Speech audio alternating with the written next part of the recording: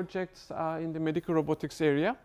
So the larger project that I have is on actually building robotic tools for heart surgeries. Our objective is trying to build a robotic system to perform bypass surgery on the beating heart without using any passive stabilizers or any other constraining. So it will be so the idea is you build a robot that can track the motion of the heart, and you put a camera on it. So the surgeon is on a console.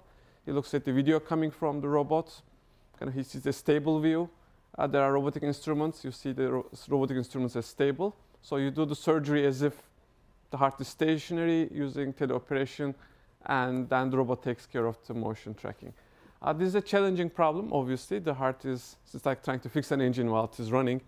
So the heart moves pretty fast, and although the basic heart motion is about 1 or 2 beats, about 1 or 2 hertz, but if you look at the motion, it's actually pretty rapid motion that you are trying to track. And so this is very demanding for a mechanical system, especially a dexterous robot, to move that fast. So our focus has been on building robotic mechanisms, building control algorithms to track this motion, and building sensors to measure heart motion. So it's the whole package. So I have a new project that we have started that I kind of mentioned here on building robots for small animal surgery. So where this is the other side of medical robotics, where our goal is to do kind of image-guided surgery using robotic assistant. With image-guided surgery, the basic idea is you do the intervention while you are inside an imaging device. It can be an ultrasound, it can be an MR, or it can be a CT. So where the advantage, for example, when you are doing a biopsy, I hope you won't have to experience it, but essentially right now the golden standard is essentially you go blind.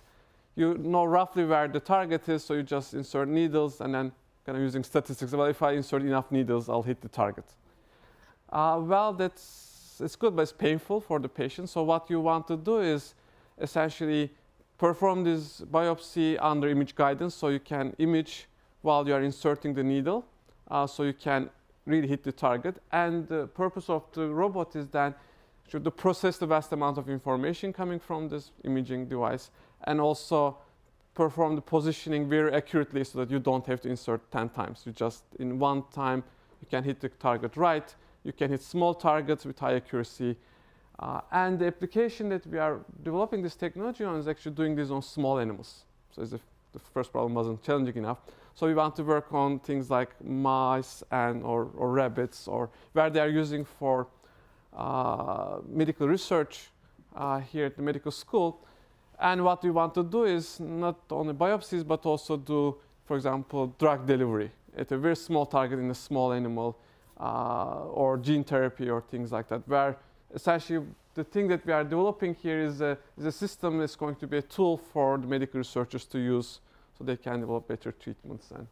But the same technology is harder for small animals, but it also applies to doing this type of interventions on humans. So the other team that I have is on haptics and teleoperation. So for those of you who aren't familiar with the term haptics, it refers to a form of human interaction which involves touch. So kind of when you are touching objects.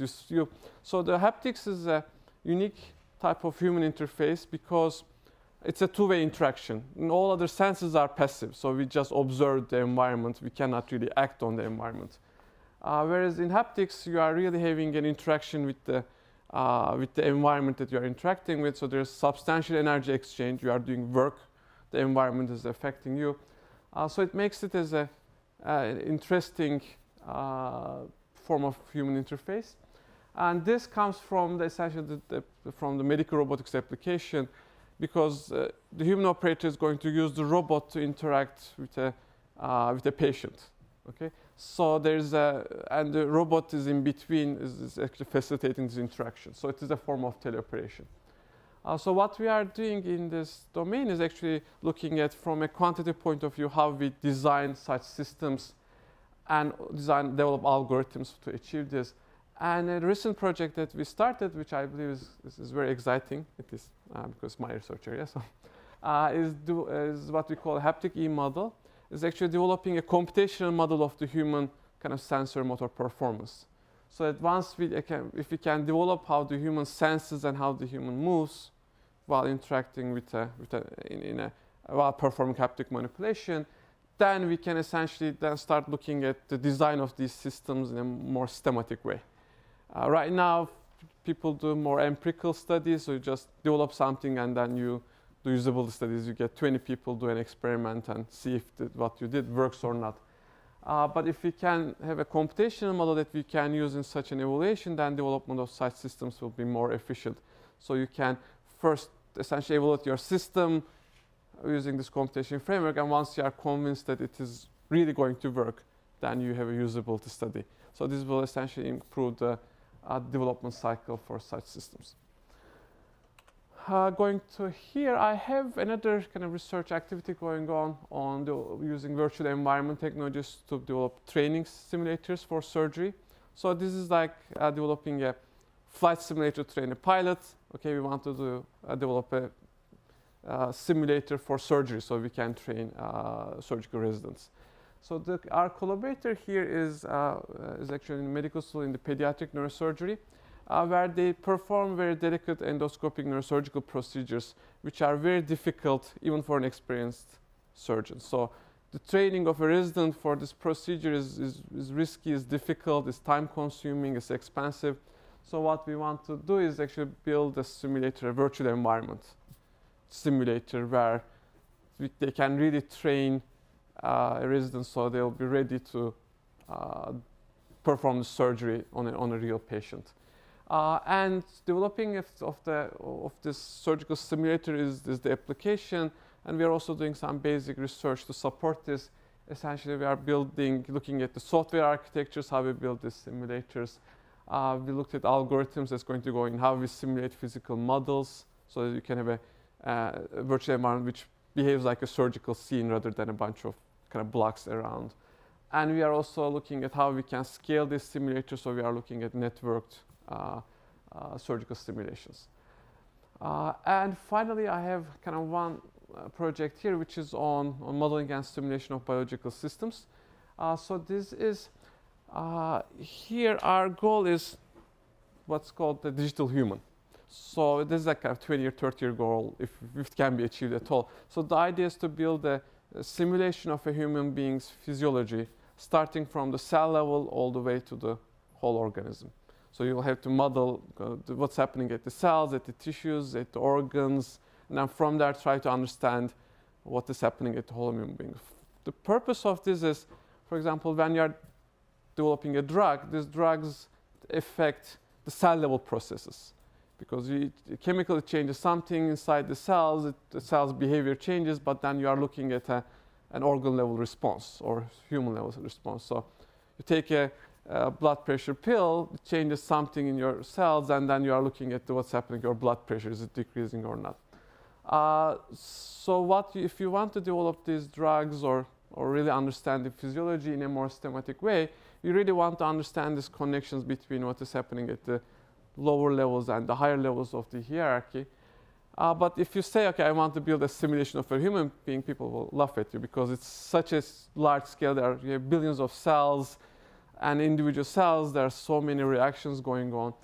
So what we are trying to do is not really build a full human being simulation. Also, why do you want to do that? But really to provide enough material so that you can construct models and simulations of whatever that you are interested in. For example, if you want to study diabetes, then you look at the pieces that you want.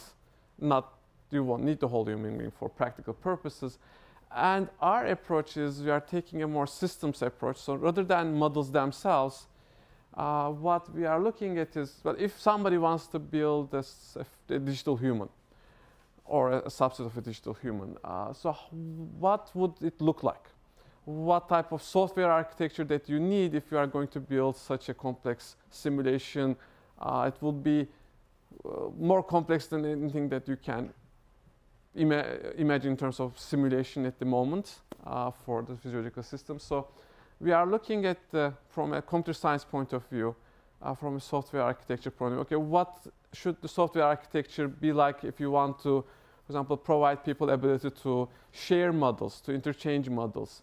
how do you decouple the models such that the software will be easy to maintain?